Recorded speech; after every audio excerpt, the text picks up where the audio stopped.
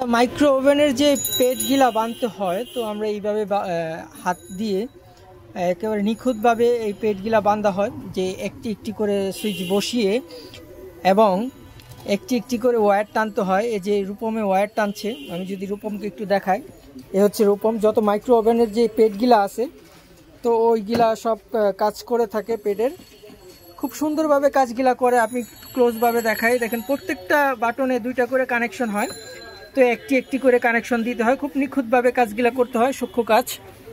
তো এই টাইপের টিউটোরিয়াল যদি আপনারা দেখতে চান, তাহলে অবশ্যই আমার চ্যানেলটাকে সাবস্ক্রাইব করবেন এবং আমার পেজটাকে ফলো দিবেন এবং বেল বাটনটা চাপ দিবেন, যাতে আপনাদেরকে ভিডিওর সাথে সাথে আপনাদের ওখানে নোটিফিকেশন চলে যায়। তো এ হচ্ছে একটি এলজি মাইক্রো ওভেনের পেট বানতেছে রূপমে। তো মূলত এই যে এই র্যাবনটা থাকে আর কি, এই র্যাবনটা আমরা বাদ দিয়েছি, এই র্যাবনটা নষ্ট হয়ে যায়, নষ্ট হওয়ার কারণে আমরা এই বাটনগুলো করে দিই। এই যে বাটনগুলো দেখতে পাচ্ছেন, তো আমরা এই বাটনগুলো আমরা করে দিই। হ্যাঁ, ঠিক আছে। তো সবাই ভালো থাকবেন, এরকম ভিডিও পেতে আমার সাথেই থাকবেন। আল্লাহ হাফেজ।